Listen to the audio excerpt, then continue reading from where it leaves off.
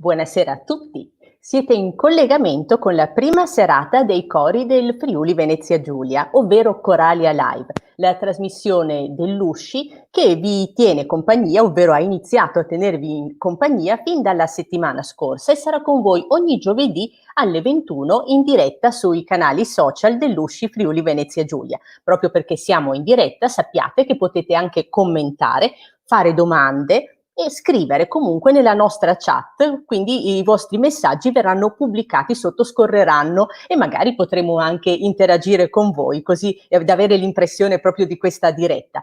Noi siamo qui e siamo partiti benissimo la scorsa settimana con un buon numero di ascolti e oltretutto ci ha fatto particolarmente piacere avere amici che ci hanno seguito non soltanto dalla regione e dall'Italia, ma anche dalla Polonia. Quindi se anche questa sera gli amici polacchi sono in ascolto, li salutiamo in maniera particolarmente cordiale.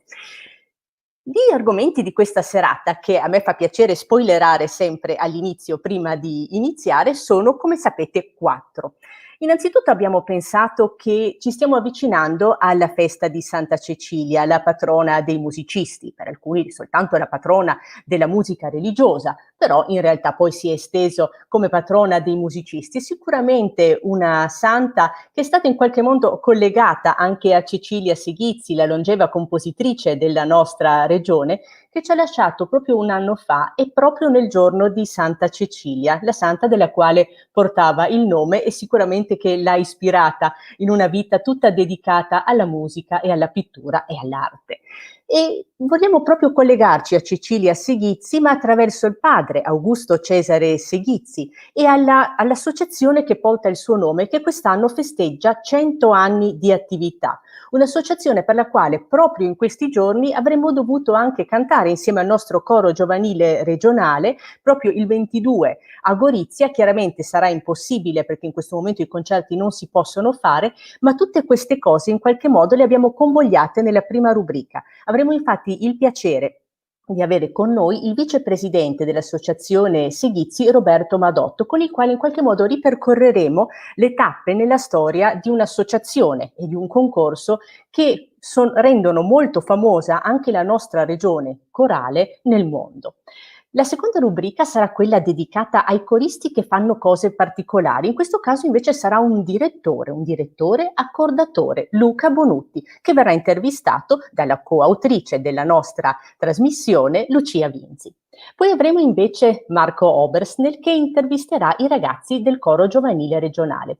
Oggi ne abbiamo collegati 2 perché sono entrambi coristi e strumentisti che accompagnano anche i cori e quindi sarà un'occasione perfetta per conoscerli meglio, conoscere anche cosa possono avere di comune nella loro attività di musicisti. Uno è Federico Forti, già noto come uno dei testimonial della prima edizione di Coralia Live, e la seconda è Margherita D'Andrea.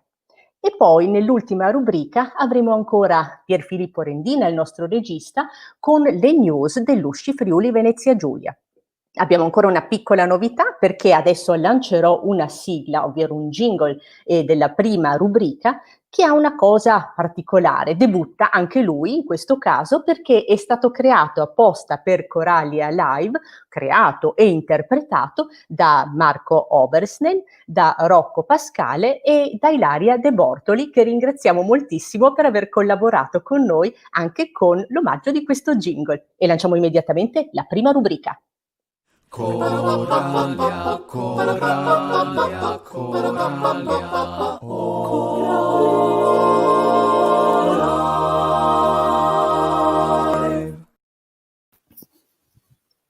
E buonasera e benvenuto a Roberto Madotto, vicepresidente dell'associazione Seghizzi. Buonasera a tutti. Buonasera.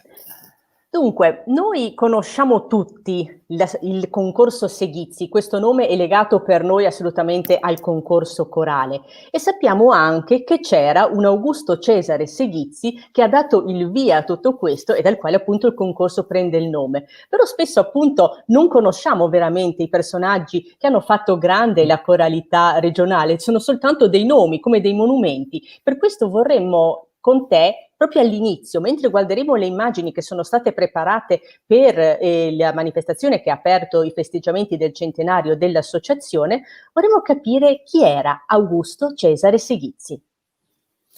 Allora, Augusto Cesare Seghizzi era un compositore e direttore di coro italiano. È nato a Buie d'Istrie nel 1873. Ha compiuto i primi studi musicali con il padre, che era anche lui musicista e precisamente era organista. Augusto Cesare Seghizzi è stato un organista anche e ha suonato nella chiesa di San Vito e Modesto, nella chiesa di Sant'Ignazio a Gorizia e nella metropolitana. Ha inoltre diretto molte formazioni musicali, orchestrali, corali, tra le quali la Cappella Metropolitana, sempre del Duomo di Gorizia, e la Corale Alpina Goriziana. Questa è stata costituita all'interno della sezione CAI di Gorizia. Questo complesso prenderà poi successivamente il nome di Corale del Dopolavoro Provinciale di Gorizia. Dopo la morte del maestro avvenuta il 5 gennaio del 1933, il nome di questo coro diventerà quello attuale, cioè Cesare Augusto Seghizzi. Purtroppo il nome era Augusto Cesare, ma in realtà la corale si chiama Corale Goriziana Cesare Augusto Seghizzi. Il maestro Seghizzi è stato anche docente di musica, ovviamente, presso la Civica Scuola di Musica di Gorizia e presso il Regio Istituto Magistrale. Dico Regio perché parliamo degli primi anni del Novecento. Dopodiché dobbiamo dire che ha composto una quantità enorme di brani. Noi nel nostro archivio abbiamo ritrovato tantissimi manoscritti dell'epoca, addirittura ce n'è stato uno che aveva dedicato nel 1894 a quella che sarà poi diventata la sua moglie, e ha dedicato un'Ave Maria proprio alla gentilissima signorina Tizioli Palmira, che poi è diventata la moglie dopo qualche anno. La sua capacità di comporre la musica è stata anche dettata dalle esigenze dei cori, delle persone che aveva a disposizione, per cui noi abbiamo delle composizioni per coro a una voce, a due voci e a più voci, in base a quello che erano le potenzialità del momento. Ricordiamo che è stato internato nel 1915 presso il campo profughi di Wagner. Lì purtroppo ha vissuto un paio di anni, però si è dato da fare e ha cominciato un po' a comporre, e da lì sono nate le prime gotis di Rosade, che poi tutti oggi noi conosciamo. Questo è un po', ovviamente si potrebbe dire tantissime altre cose, certo. Ma il riassunto è un po' questo.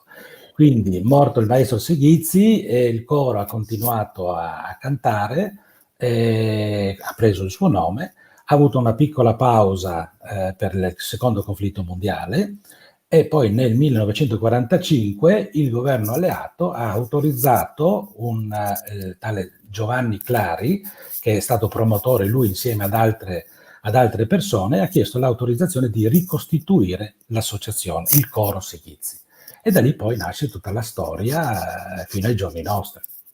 Diciamo che Cesare Augusto Seghizzi sicuramente è stato un uomo delle nostre terre, che comprendeva benissimo quanto la multiculturalità, il fatto di parlare più lingue, esatto, magari di avere diverse religioni, fosse una cosa assolutamente normale, cosa comune all'interno dell'impero austro-ungarico, chiaramente, no? È un patrimonio che stiamo cercando di ricostruire e di riprendere in qualche modo negli ultimi decenni.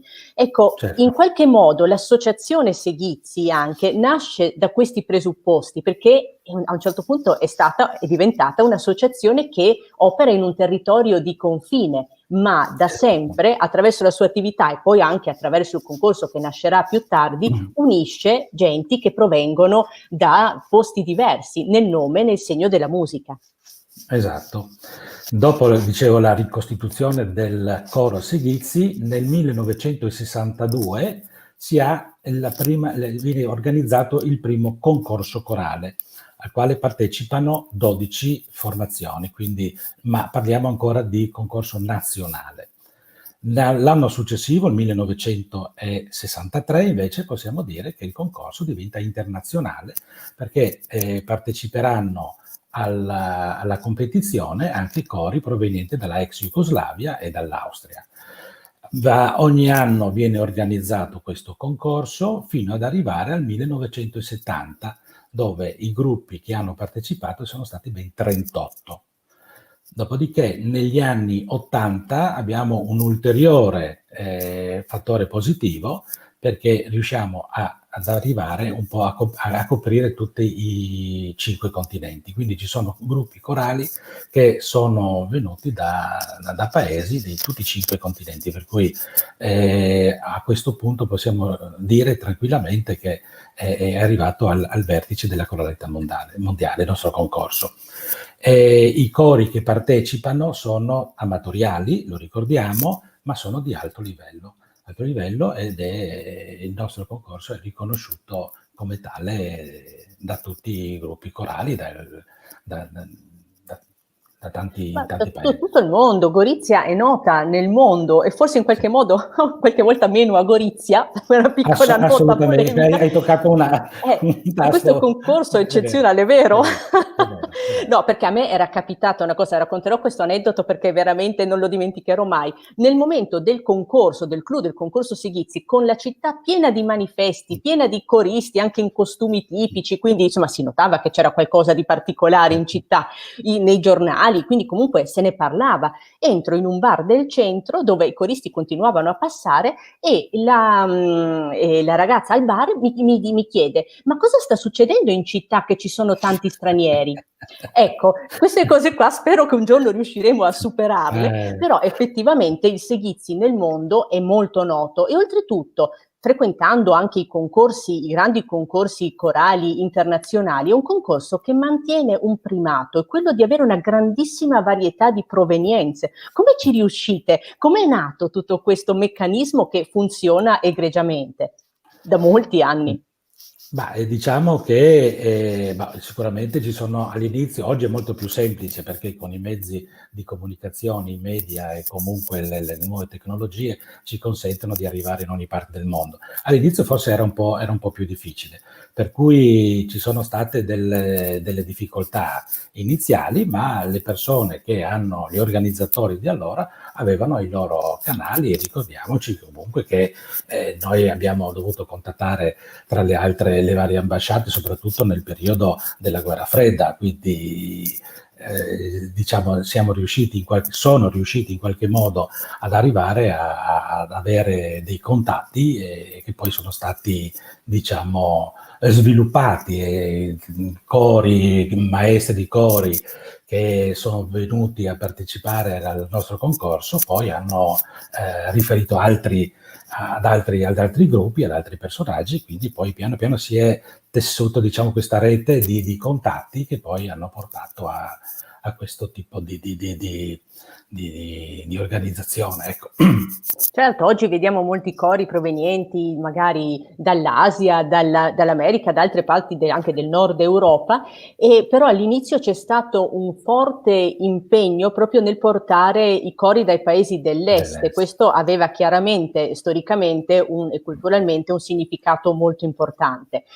Approfittiamo per salutare in questo momento tutti coloro che sono gli operatori e gli autori del concorso Segizzi, perché ho già visto alcuni messaggi, so che ci stanno seguendo, anche se ci sta seguendo il presidente Italo Montiglio, lo salutiamo cordialmente, e tutti coloro che lavorano all'interno dell'associazione, perché chiaramente è un impegno enorme gestire tutti questi cori. Ma una domanda più personale, per Roberto Madotto, cos'è il Segizzi? Quando sei entrato, come lo vivi? Folgorato sulla via di Damasco. Allora, io il Segizzi all'inizio l'ho odiato tantissimo, ma lo dico sinceramente, perché all'epoca mi sono avvicinato alla Segizzi perché quella che oggi è mia moglie faceva l'accompagnatrice dei cori e quindi si è fatta coinvolgere e quindi io per quel periodo, per quella settimana, non potevo assolutamente neanche vederla. Allora mi sono un po' avvicinato e poi ho visto invece c'era tutto un altro mondo, era veramente un ambiente molto, molto così sano e molto puro, diciamo.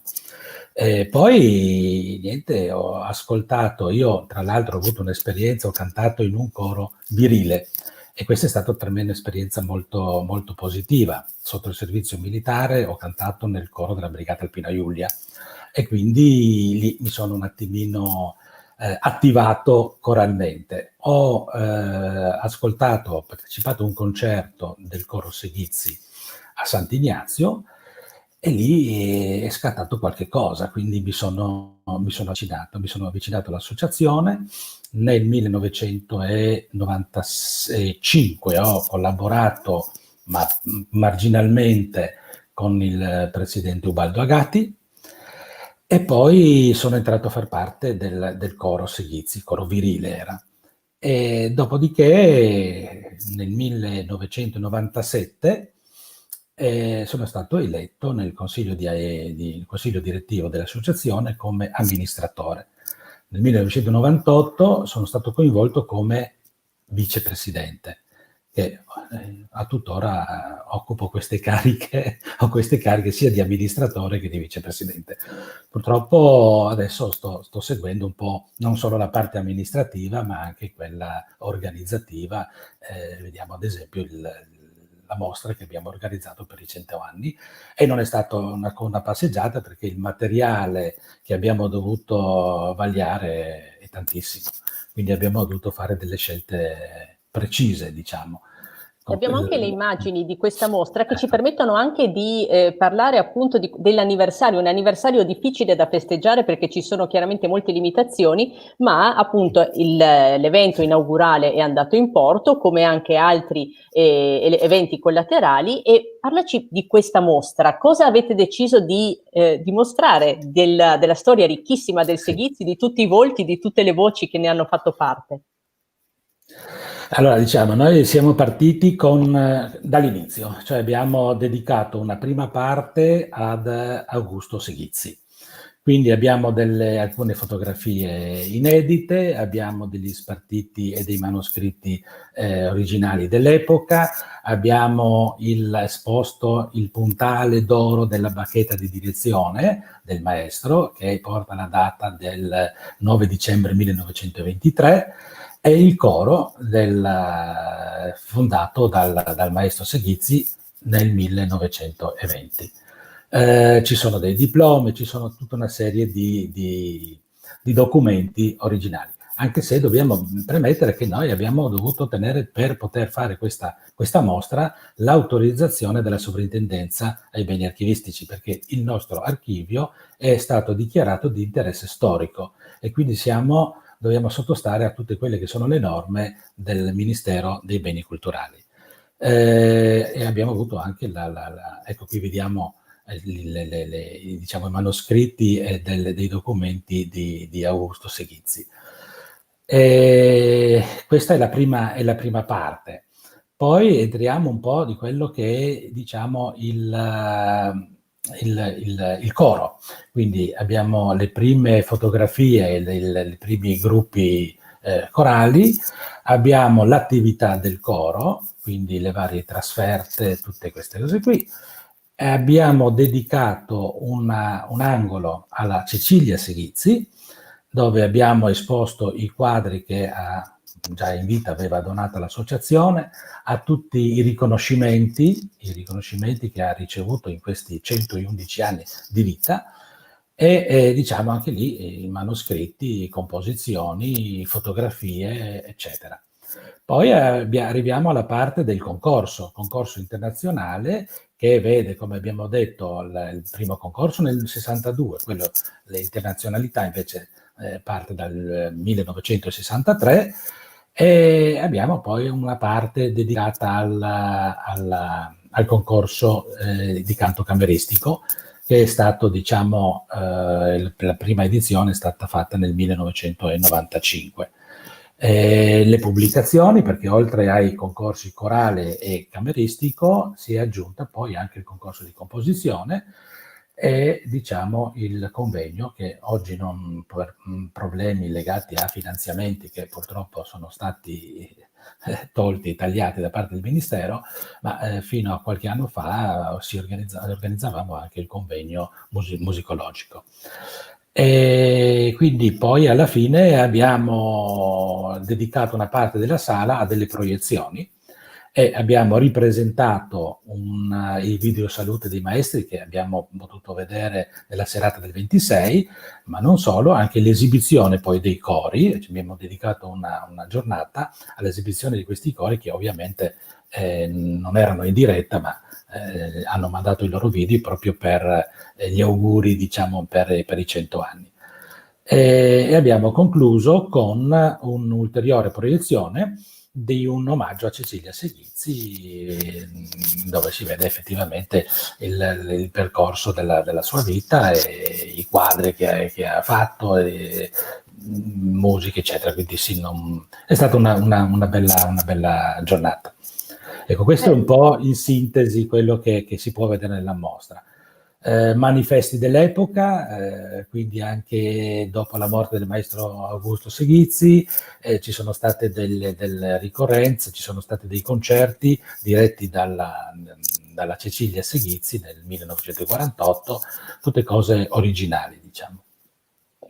Beh, abbiamo parlato delle esibizioni dei cori. Le esibizioni sono quelle che vediamo tutti perché noi siamo quelli che stanno in sala, ma siccome a noi interessano sempre un po' le cose dal dietro le quinte, ecco, qual è la cosa più difficile nella gestione di un simile concorso internazionale? Cioè, vediamo masse di coristi che devono, ovviamente c'è una logistica perché comunque viaggiano, si spostano anche in regione perché c'è anche il Seghizzi in regione, certo. Poi ci sono comunque tutte le loro esigenze di prove, essere puntualmente in un posto o nell'altro, qualsiasi tipo di richiesta, parlano diverse lingue. Ecco, qual è la cosa più difficile nella gestione del concorso? Allora, la cosa più difficile in assoluto sono i finanziamenti. Questa è la cosa più difficile, perché purtroppo i finanziamenti arrivano dopo, mai prima. Quindi noi non sappiamo, ogni anno noi organizziamo, facciamo, però non sappiamo quanti finanziamenti arrivano, quanti soldi arrivano e da chi. Quindi questa è la parte più complicata, perché bisogna fare, perché se poi uno non organizza, non fa, anche se poi i vari enti erogano i contributi, ma poi non hai come rendicontarli, non puoi fare niente. E viceversa, rischi di fare e poi i contributi non ti arrivano e quindi qualcuno poi le fatture le deve pagare. A parte questa piccola premessa, è un problema molto diffuso, purtroppo, sì. E dico sempre, dicessero sì, a gennaio, febbraio, allora uno può organizzare, fare in base a quelle che sono le possibilità. Sapere a dicembre che non ti arriva il finanziamento per decine di migliaia di euro e dopo che li hai già spesi, magari sei già pronto per la rendicontazione, quello è difficile. Detto questo, diciamo in 58 edizioni, qualcosa abbiamo imparato. Effettivamente abbiamo ogni anno cercato di migliorare. Noi partiamo già dal mese di settembre di solito con la pubblicazione del regolamento, e quindi cominciamo a vedere le adesioni. Di solito verso gennaio, febbraio si chiudono le iscrizioni e immediatamente la commissione artistica valuta i vari gruppi, i vari pezzi, eccetera, e quindi poi stila un attimino l'elenco di coloro che potranno venire a partecipare al concorso.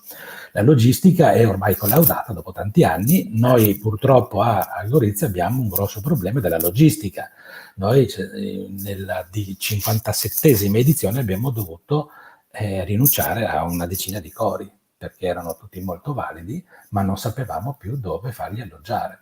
Avevamo riempito tutti gli alberghi, avevamo riempito tanti bed and breakfast, di tutto. Quello che c'era l'abbiamo riempito.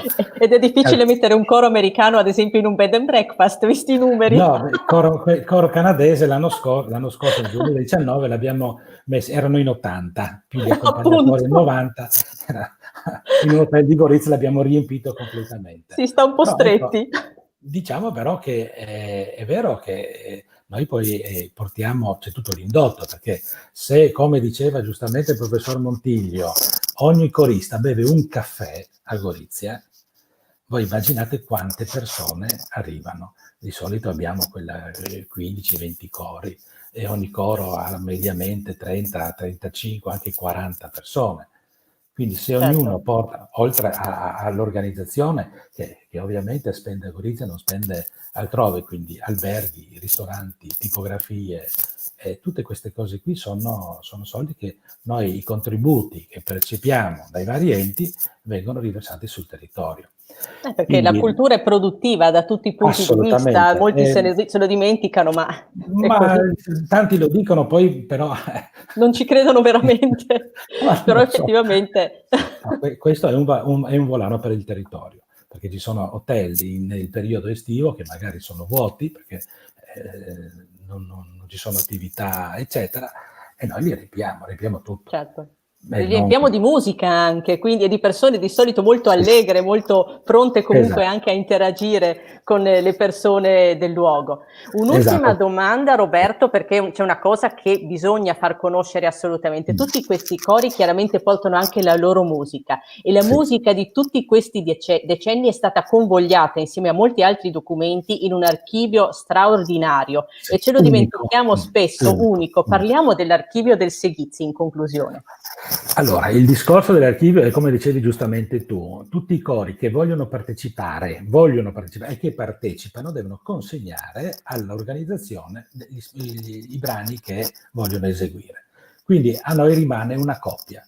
Basta fare due conti, 58 edizioni, una media di 20 cori, ogni coro propone un certo numero di brani e vedete quante migliaia di spartiti noi abbiamo.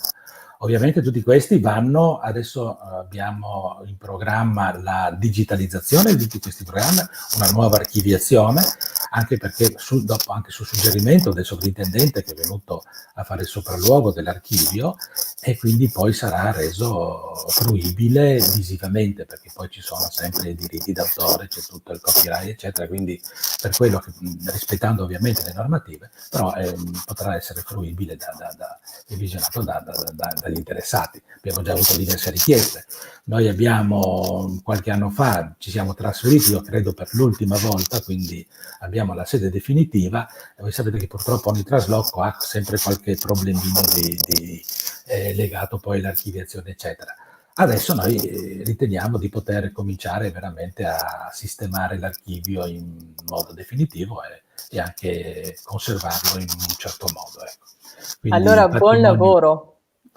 Buon Ok, lavoro all'Associazione grazie. Segizzi e poi Grazie. avremo un archivio a disposizione che sarà sicuramente estremamente interessante per i direttori Esatto, di coro della nostra regione.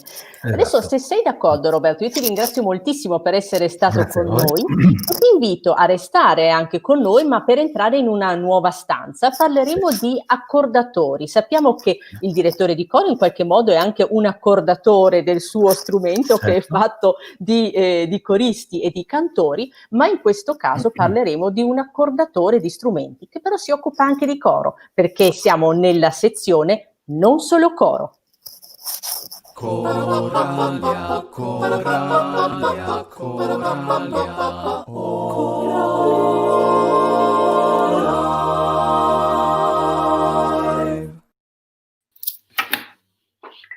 Buonasera, buonasera a tutti voi e benvenuti in questo secondo appuntamento della nostra rubrica Non Solo Coro.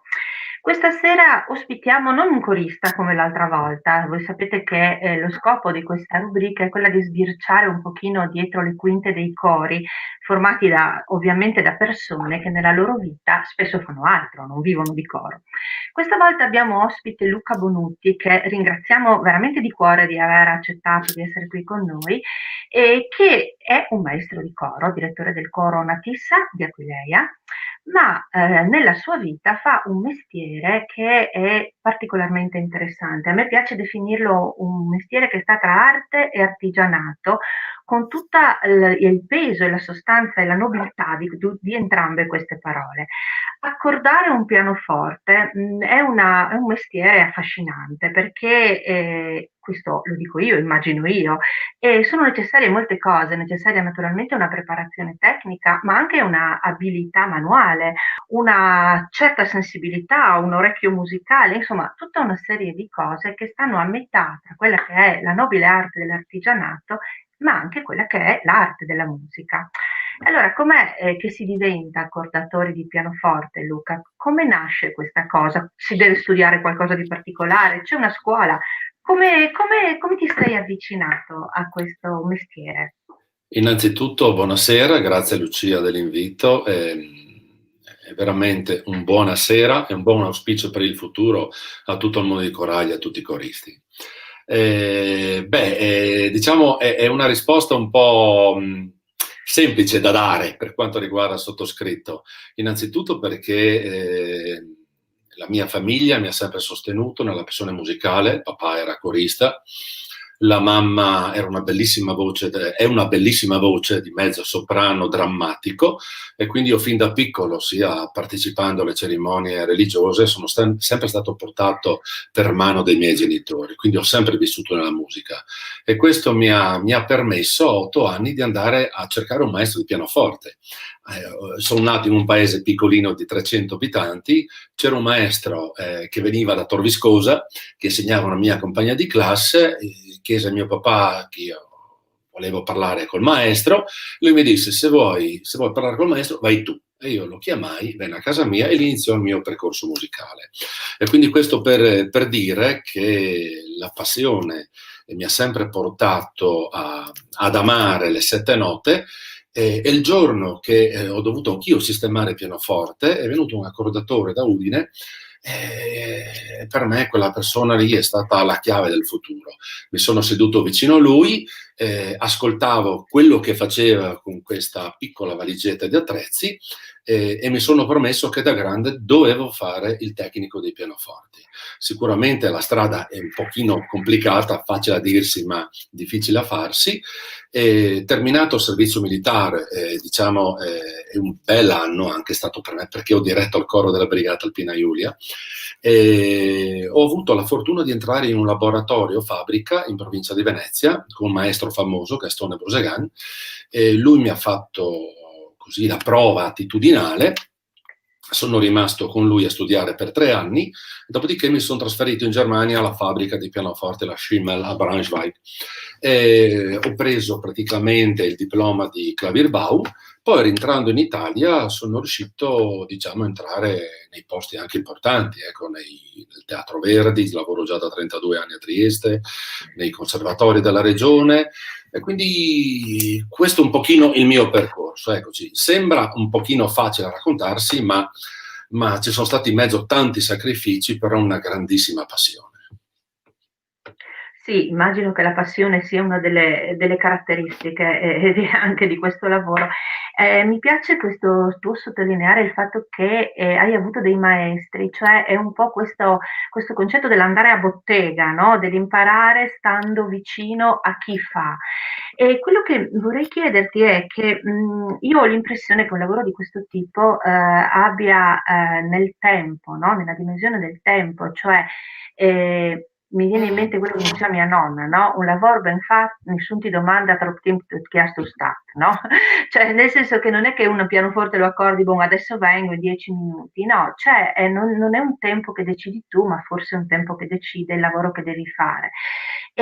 Ci sono delle caratteristiche che secondo te sono necessarie per fare questo lavoro, no? Cioè lo stare, il connettere un pensiero alle mani, ascoltare, attendere, sentire un po' anche come funziona questo strumento, che poi è vivo alla fin fine. Quali sono le caratteristiche che deve avere un accordatore? Beh, secondo te? innanzitutto devo dirti che è lo stesso strumento di qualità, anche quando mi capita durante i concorsi, anche di prenderlo per mano, diciamo, carezzarlo, curarlo, anche per 8 giorni consecutivamente, quindi quotidianamente, magari non è mai il pianoforte del giorno precedente. Ci sono sempre delle problematiche legate all'atmosfera, legate alla struttura dello strumento, ai sbalzi termici, anche ai vari passaggi anche dei pianisti, che fa sì che lo strumento non sia mai uguale. Questo è il grande mistero dei pianoforti. Io ho la fortuna di lavorare per questa grandissima fabbrica, la Fazioli Pianoforti, e mi sento di dirlo, ma lo dico ai pianisti, lo dico ai ragazzi che seguo in conservatorio quando mi fanno delle domande. I pianoforti sono come dei cavalli pazzi, non sai mai, sali in groppa e non sai mai a che velocità vanno e da che parte anche ti portano, perché veramente vivono con il momento, vivono con il tempo e vivono, mi permetto di dirlo, ma la faccio mia questa frase, in base anche all'amore che tu metti in quell'attimo lì sugli strumenti. C'è un rapporto fra ascolto e sensibilità del braccio proprio, che deve essere incredibile. Non so come si faccia, io so che ce l'ho coltivato col tempo, con gli anni, con i corsi fatti, però posso dirti che rimane sempre un grande mistero. Alla base di tutto ciò, e anche questo lo continuo a ripetere all'infinito, ci vuole amore e passione. Tutti noi il mattino ci alziamo e andiamo al nostro posto di lavoro, chi in ufficio, chi all'insegnamento. Io vado a trovare i miei amici pianoforti, ma dobbiamo andare con amore e con passione. Se manca questo, quel giorno lì, onestamente ti dico, sto a casa a lavorare in giardino, ecco. Sì, credo che questo sia un po' quello che dicevo all'inizio, no? Una delle caratteristiche proprio del fare artigianale, che è proprio questo, no? La passione del lavoro ben fatto, di quello che tu vai a fare. Poi c'è un altro fatto che magari ti chiedo, io ho sempre l'impressione che in lavori di questo tipo, artigianale diciamo, ci sia un continuo imparare facendo, nel senso che ogni volta che tu sei costretto a seguire per esempio un pianoforte nelle sue peregrinazioni verso questo mistero di cui ci parlavi, probabilmente impari qualcosa di nuovo che ti serve anche ad affrontare quello che poi succede. C'è un sapere che si sedimenta piano piano. È un po' così oppure è una mia impressione? È sempre così e ti sembra un giorno di fare un passo avanti, il giorno successivo ne fai 2 indietro perché dici in friulano, e lo capisce il friulano, noi capim no, ecco. Quindi dopo tantissimi anni sei lì e ripiombি e dici cosa devo fare adesso? Sembra incredibile, ma gli strumenti, anche se costruiti in serie, hanno un'anima personale, sono dei soggetti esclusivi. Quindi tu ne trovi 4 in fila. Io ho lavorato in fabbrica, li costruivamo, parliamo di strumenti di altissima qualità, non c'era un pianoforte uguale all'altro, eppure i materiali erano quelli, i feltri erano quelli, i tecnici, il percorso umano era quello, eppure c'era qualcosa che non funzionava. Questo è il bello dell'arte, degli strumenti. Pensa ai violini, pensa agli liutai che costruiscono i violini, i violoncelli, non c'è un violino uguale all'altro. Pensi, gli Stradivari sono tutti strumenti incredibili, non si può più ripetere uno strumento così, però ognuno ha una sua anima, ognuno ha un suo corpo. Certo. Senti, io ti faccio questa domanda, l'ho fatta anche l'altra volta, no? Tu sei maestro di coro, comunque hai vissuto il coro da sempre, anche da quello che ho sentito prima che ci raccontavi. Che cos'è che il coro porta nel tuo lavoro e viceversa? Che cosa porta il tuo lavoro nel tuo lavoro con il coro come maestro? Quali sono le cose che si assomigliano o che si scambiano in qualche modo? Allora, le cose che si scambiano, qua voglio essere un pochino narcisetto, diciamo, il coro mi permette, rispetto alla mia professione, di mettermi davanti in prima persona, mentre nella mia professione io lavoro dietro le quinte è di bene che suoni uno strumento, nessuno chiama fuori il tecnico, fagli un applauso. È scontato, hai capito? Quindi il grande merito del pianista, la riuscita del concerto... Quindi compensi praticamente. Ecco, allora lo dico scherzando, il coro, dico anche ai ragazzi del coro Natissa che li adoro e purtroppo adesso, come tutti i cori non possiamo vederci, io dico sempre a loro, ragazzi, voi mi permettete di mettere il mio faccione davanti al pubblico, perché nella mia vita professionale non lo faccio mai. Esco in giacca e cravatta a preparare gli strumenti, però rimango sempre dietro le quinte. Esperienza affascinante. Però così un pochino per giocare. Dall'altra parte cosa è successo? È successo che nei posti dove io ho avuto la fortuna di lavorare, vedi i teatri, vedi gli enti lirici, vedi le associazioni musicali internazionali, sono riuscito a conoscere diciamo delle persone, degli organizzatori con le quali ho stabilito un contatto di amicizia extra professionale, presentando anche la mia versione, diciamo così, di maestro di coro. Io mi ritengo un artigiano, sai Lucia, del coro, perché lascio i maestri di coro chi è dotto, chi ha tanti titoli, io sono un artigiano. Ho studiato con Don Gilberto Pressacco, ho studiato con Renato La Torre, ho fatto tantissimi corsi, mi ricordo Lutars ancora, organizzati dal grande maestro Policardi. Ho avuto grandi maestri, però l'ho sempre fatto per una grande passione, e anche nei programmi che io pongo, diciamo, il coro di fronte, i progetti, cerco sempre di essere un pochino... diversificare, eccoci, non andare incontro a quello che offre la grande massa, ma di rischiare progetti. Probabilmente quella è il mio entusiasmo, è quello che mi porta sempre a tenere duro, perché tu mi insegni, c'è tanto sacrificio, c'è sacrificio da parte del maestro e c'è tanto sacrificio da parte dei coristi, eccoci. Quindi la professione mi ha portato a conoscere persone, enti, luoghi dove io ho potuto portare il coro, eccoci. Questo io lo dico a voce alta, eccoci. Ognuno ha possibilità, io le mie fiche me le sono giocate in questa maniera. Certamente, oltre che questa grande passione che mi pare tu metta sia qua che là. Senti, noi abbiamo ancora qualche minuto e io ci terrei a citare una cosa che mi vede anche coinvolta personalmente e vede coinvolto anche te, un progetto che viene da un'idea di Ermanno Basso dei Simularte, una cooperativa di Udine, che ha messo in piedi questo progetto presentandolo poi all'ERT, Teatro e Scuola, che lo ha accolto con entusiasmo, che si chiama, o che abbiamo chiamato Piano Rotto, no? In poche parole, l'associazione trova un pianoforte rotto, diciamo, o comunque da sistemare. Speriamo non troppo.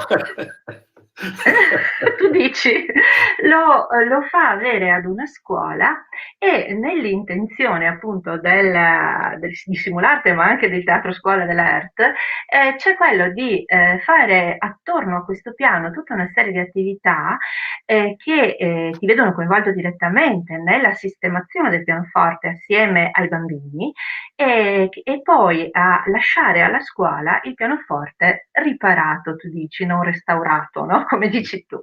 Ecco, questo secondo, ti dico, noi, parlo di noi come ente regionale teatrale del Friuli Venezia Giulia, in questo momento l'USCI me lo consente, perché comunque con l'USCI collaboriamo attivamente in diversi progetti, e abbiamo accolto con molto entusiasmo questa cosa, perché ci sembra che in questo momento, anche in questo momento storico, insomma, in cui è necessario ricostruire piano piano delle comunità ed soprattutto all'interno delle scuole, no? Attorno ai bambini, ci sembrava una cosa molto bella. Quindi io ti chiedo come lo vedi questo progetto, e soprattutto cosa pensi di fare con i bambini, ecco, la tua relazione con i bambini in questa direzione. Hai spiegato in maniera perfetta quale sarà la strada che seguiremo. Innanzitutto lasciami ringraziare l'ERT e lasciami ringraziare tutti gli organizzatori di Simularte per questa bellissima e particolare idea. Ho provato ad ascoltare o sentire dei miei colleghi in giro per l'Italia, nessuno ha mai fatto una cosa del genere. Praticamente sarà donato a queste scuole, per adesso mi sembra un paio di scuole, un pianoforte non in perfette condizioni. Io mi presenterò in aula con i ragazzi, con i bambini, perché si parla di scuole elementari. inizierò a smontare assieme a loro, spiegando un po' le varie parti della meccanica, magari facendo la pulizia. E così un'idea anche che mi era venuta in mente parlando con Ermanno un tempo fa era di personalizzare il pianoforte, quindi far sì che ogni bambino che interviene con un tasto, con un martello, lasci un segno, diciamo, del suo passaggio, della sua operazione artistica, perché di questo si tratta, e dopo alla fine, magari con colori, magari con altri tipi di rivestimenti, con una firma, con la possibilità di prendere in mano un cacciavite, perché adesso siamo arrivati al punto che magari tanti bambini non sanno da che parte esce anche il latte, no? Non sanno che la mucca ha questa possibilità, ecco. Quindi facciamo prendere in mano loro un piccolo martello, un cacciavite. Io cercherò di seguire in modo che non escano, diciamo, dei disastri. Ecco, comunque un'esperienza nuova anche per me e per tutti. Poi alla fine ci sarà l'inaugurazione di questo pianoforte con un grande maestro che non posso ancora dirlo, ma si tratta di un grande pianista e famoso. Quindi speriamo che il cielo ci assista, eccoci. Quindi saremo qua, Sì. Lucia, quando avremo concluso il nostro lavoro, il nostro viaggio, a raccontarcela. Spero che possiamo raccontare questa esperienza. Ecco. Esatto, nei nostri intenti è di farlo in primavera, quindi con questo progetto che è un po' veramente, speriamo sia di buon auspicio per tutti, perché noi lo vediamo un po' come veramente una sorta di fuoco attorno al quale costruire, no? Ricostruire anche delle relazioni, no? Con le scuole, tra i bambini, con gli insegnanti, ma anche con i territori. Dicevo, con questo progetto noi concludiamo questa breve intervista, ma molto intensa, e io ringrazio particolarmente Luca per la sua partecipazione, vi ringrazio, e Pier, la sigla per la prossima rubrica. Grazie e buona serata. Ciao.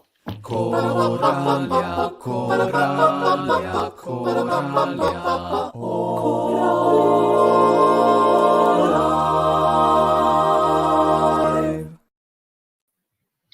Buonasera a tutti. Buonasera. Ciao, buonasera a tutti. Sono qui con il mio assistente di oggi, Elmo, per parlare di questi due giovani ragazzi che fanno parte del coro giovanile regionale e anche suonano. Federico, cosa suoni? Io suono il pianoforte, sono accompagnatore in realtà, quindi studio per diventare maestro collaboratore, però sì, sono pianista di nascita. E tu sei appena stato preso alla Scala? Sì, sono appena stato ammesso all'Accademia del Teatro alla Scala per maestri collaboratori. Raccontaci un po', com'è che sei arrivato a quel punto, insomma? Ho avuto la passione per l'opera già da quando avevo 10 anni, sostanzialmente. Poi io suonavo ovviamente già il pianoforte, e poi ho avuto qualche incontro magico, direi, perché ho conosciuto delle persone che mi hanno introdotto a questo mondo dell'accompagnamento pianistico, e mi hanno fatto scoprire che da pianista io potevo partecipare al mondo dell'opera, cosa che magari può sembrare strana. E quindi ho fatto le mie prime esperienze di accompagnamento nella scuola di musica che frequentavo. Un maestro accompagnatore che cosa fa? Perché forse non tutti sanno, ma chiaramente quando si fa un'opera lirica non è che si fanno tutte le prove con l'orchestra sempre, no? Sì, esatto, perché poi nella preparazione di uno spettacolo, di una produzione lirica, ovviamente le prove durano anche un mese, e ovviamente non si può avere l'orchestra a disposizione per qualsiasi prova, soprattutto le prove di regia, in cui magari bisogna fermarsi ogni 2 minuti perché il cantante non ha mosso la mano nella maniera giusta, o comunque le prime prove musicali vanno sempre fatte al pianoforte perché si ha un'attenzione maggiore sul canto, perché quindi ovviamente è più facile da gestire. Il tuo ruolo alla fine è quello di sostituire l'orchestra. Esatto, sì. Poi in realtà ci sono il maestro collaboratore e anche tanti altri ruoli, perché è comunque in sostanza il vice del direttore in vari vesti, diciamo, è comunque il suo consigliere a un certo punto, può essere un consigliere anche della parte registica, ma anche di tutti gli apparati, per esempio anche delle luci, o adesso i sopratitoli in teatro è sempre un maestro collaboratore, perché comunque conoscono la musica e sanno quando fare cosa. Mhm. E invece abbiamo Margherita che in orchestra ci suona, giusto? Esattamente, io suono il violoncello e suono in un'orchestra nell'Accademia d'Archi Arrigoni di San Vito al Tagliamento e che è diretta dal maestro Domenico Mason. Sono entrata in questa realtà in terza media e questa orchestra si propone di riunire, di promuovere giovani strumentisti, giovani talenti del nostro territorio, permettendo loro di suonare insieme e di distinguersi nel panorama regionale e nazionale della musica orchestrale. Il repertorio che affrontiamo è prevalentemente incentrato su composizioni per orchestra d'archi, ma non mancano comunque delle produzioni che prevedono organici più allargati, includendo per esempio anche la sezione dei fiati. C'è un gruppo consistente di ragazzi che è parte permanente dell'orchestra e a cui si aggiungono poi altri musicisti professionisti del nostro territorio che vanno a completare quello che è l'organico. Quindi potremmo dire che è un'orchestra con un organico semistabile. Mm-hmm. Ma tu suoni il violoncello. Il violoncello dicono che sia lo strumento che ha la voce che ha la voce, il suono più simile alla voce umana. Qualcuno dice sia l'oboe, qualcuno dice il violoncello. Secondo te qual è? Allora, sono di parte, quindi ovviamente rispondo con il violoncello, è vero, ha un suono molto caldo, molto simile a quello della voce umana. Infatti, spesso lavorando con maestri che hanno a che fare con il mondo sia orchestrale sia corale, questi si approcciano nel lavoro con gli strumenti ad arco allo stesso modo con cui si approccerebbero facendo cantare delle vere voci umane.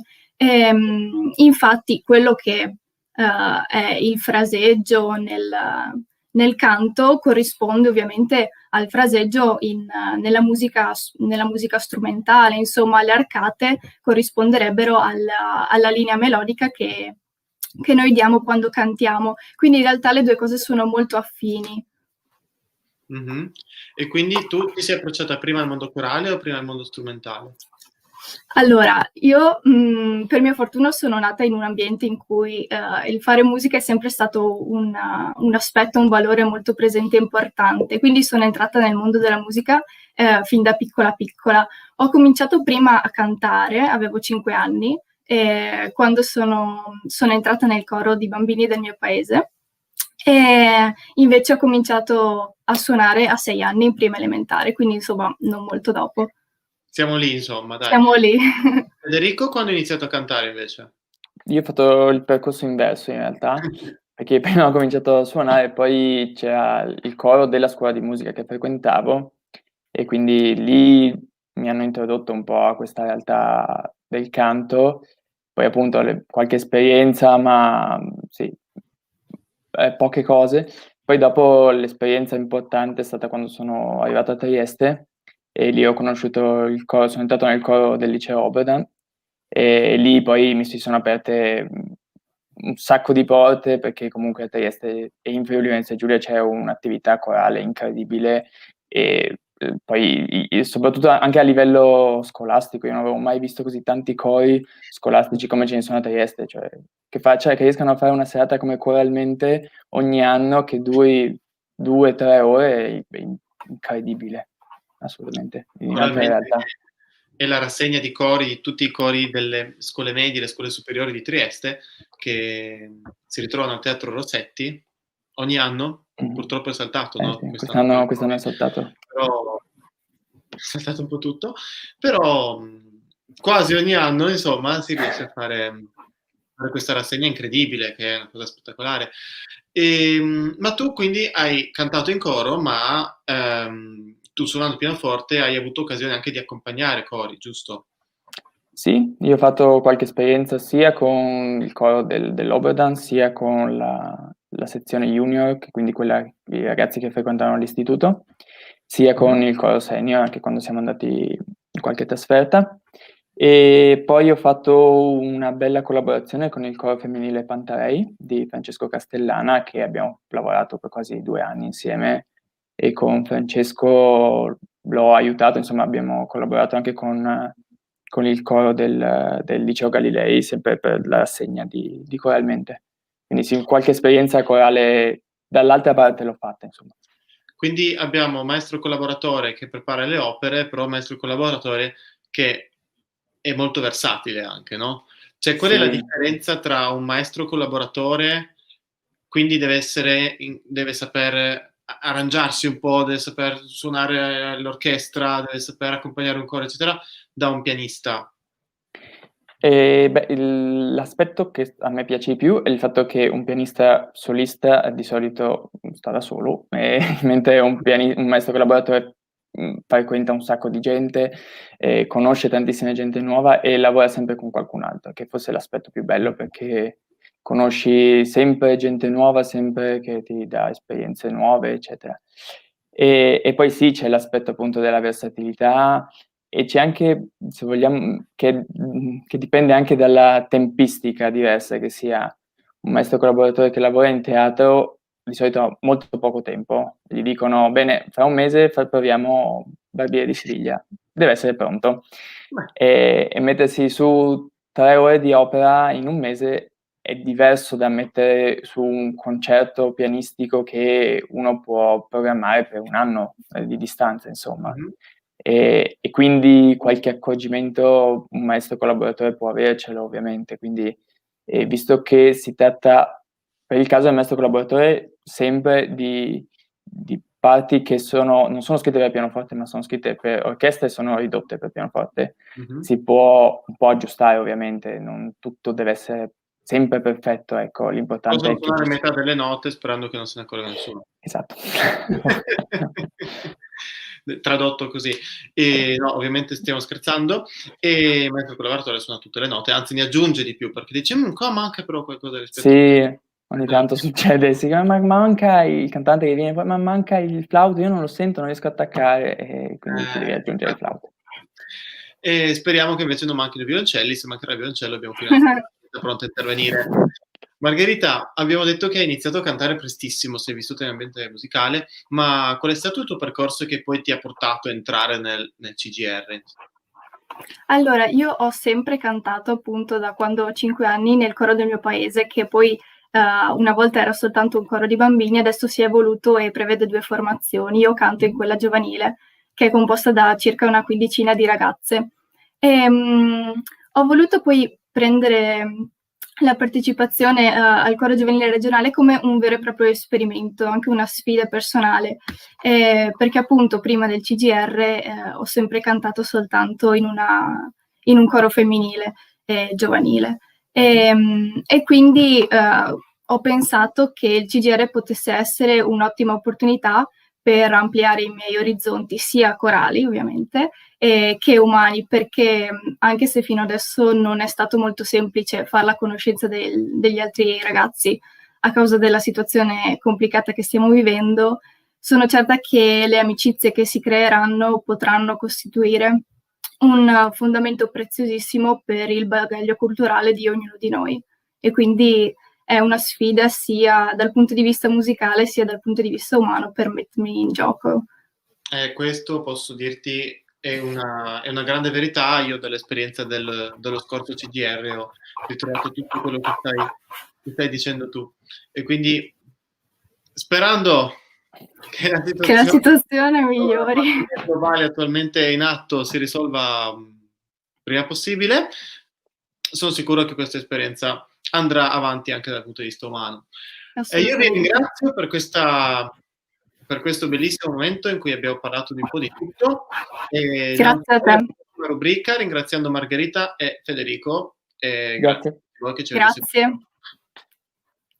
Coralia, Coralia, Coralia,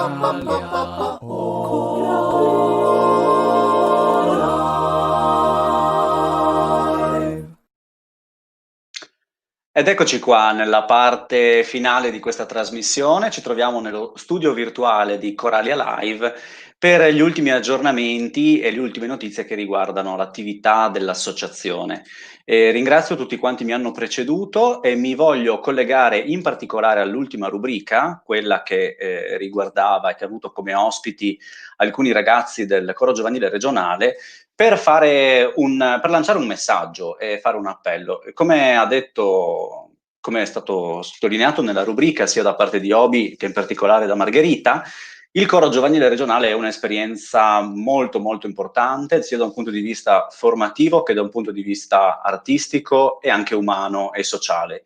Per questo motivo il coro è sempre aperto, nei limiti della possibilità dell'organico, all'ingresso di nuovi coristi. In particolare ci vogliamo rivolgere a tutti i giovani coristi di sesso maschile, in particolare tenori, ma anche baritoni e bassi, per invitarli a fare questa esperienza, ad avvicinarsi al coro giovanile regionale. Sono aperte le autoaudizioni, tutte le informazioni sono reperibili sul nostro sito www.uscifvg.it, che vedete condiviso sullo schermo.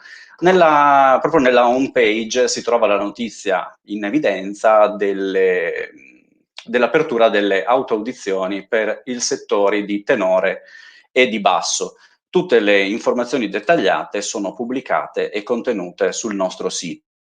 Leggere attentamente, consultare, ma soprattutto non abbiate timore. L'esperienza del giovanile regionale è un'esperienza di crescita. È un'occasione di mettersi in gioco, di affrontare una sfida, ma non richiede un livello già preacquisito particolarmente avanzato. È proprio un'occasione per partire da una buona base e avere un'esperienza di grande crescita, sia musicale, ma anche e soprattutto umana.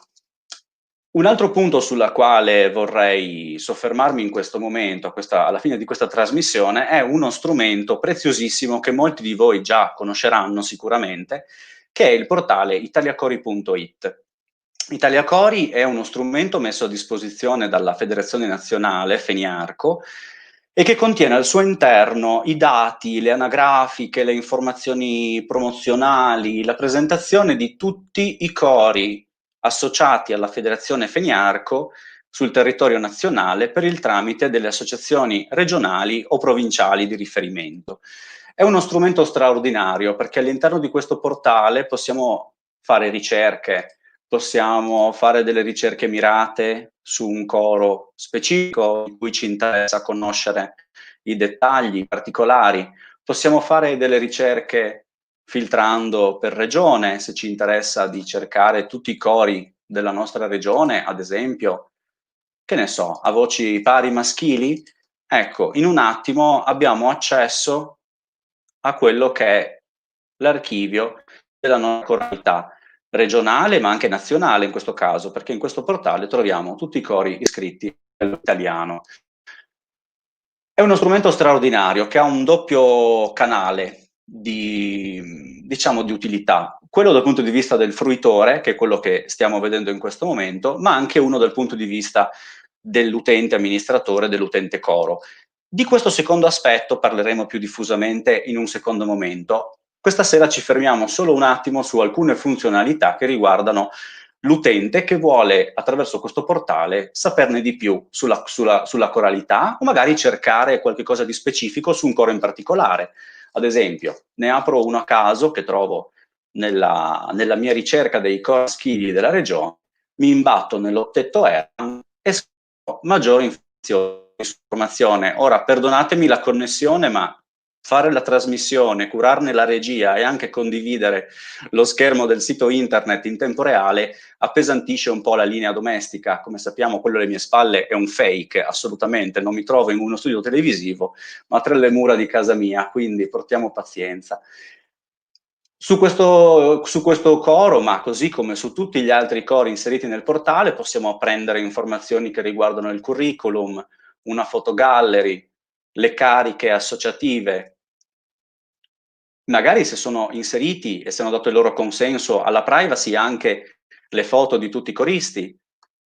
E perché no? Qualche ascolto audio tratto da registrazioni curate dal coro stesso, il repertorio in corso, fino ad arrivare a eventuali pubblicazioni e prossimi concerti, che ovviamente in questo momento è una sezione che tace per tutti i motivi che conosciamo tutti molto bene, fino ad arrivare ai contatti, se vogliamo metterci in contatto con questo coro, perché magari, che ne so, lo vogliamo invitare alla nostra rassegna, vogliamo proporgli una collaborazione, vogliamo fare qualcosa assieme. Ma non finisce qui, poi altre cose più particolari le scopriremo nelle prossime puntate, ma vorrei solamente anticipare quelle che sono delle novità di questo portale piuttosto recenti, in particolare una sezione dedicata a tutti i direttori di coro italiani. In questa sezione del portale italiacori.it possiamo trovare per ogni direttore di coro associato alla Federazione Nazionale. Anche in questo caso clicchiamo assolutamente a caso su un direttore che troviamo nella nostra pagina principale e scopriamo che di Mattia Cerni, che salutiamo perché sappiamo essere in ascolto in questo momento, troviamo le informazioni che la riguarda, quali direttori dirige, il suo curriculum artistico, alcune foto interessanti.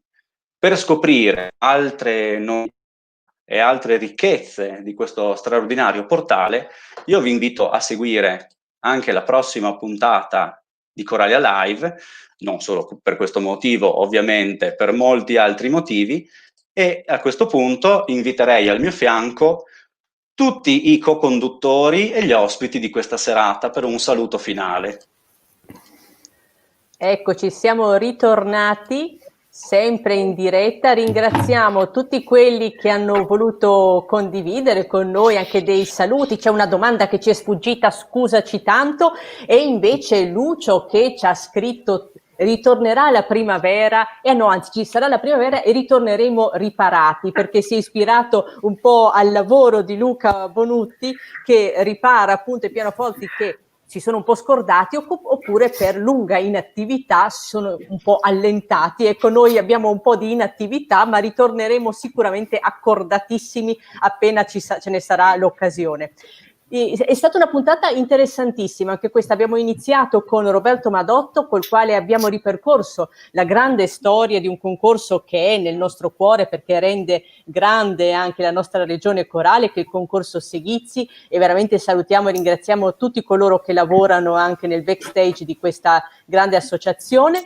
Poi con Lucia appunto abbiamo parlato di accordatori, di un mestiere molto affascinante che è quello di Luca Bonutti, e poi insomma ragazzi, veramente è stato interessantissimo ascoltarvi. Federico e Margherita, vi facciamo un grande in bocca al lupo per la vostra carriera artistica, perché mi sembra che entrambi siete entrati in percorsi molto interessanti e continueremo a seguirvi, l'uno alla Scala magari durante le prove e l'altra magari chissà nell'orchestra della Scala un giorno, oppure di un altro dei grandissimi teatri italiani. C'è anche la Fenice qui più vicino a noi, che è un teatro niente male, e poi c'è il Verdi di Trieste ovviamente.